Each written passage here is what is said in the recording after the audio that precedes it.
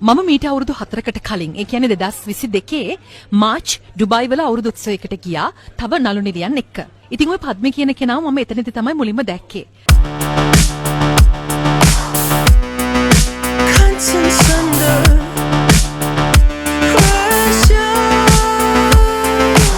ඊ අවස්ථාවේ ඔහු පැවසුවේ ඔහුටත් සුදු වෙන්න ලස්සන වෙන්න ඕනේ යනුවෙන්.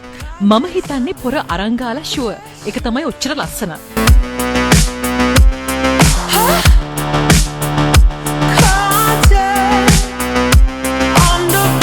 CID මහතුරු මගින් විමසුවේ ඔහු සමග මුදල් ගනුදෙනු කර ඇතිද යන්න.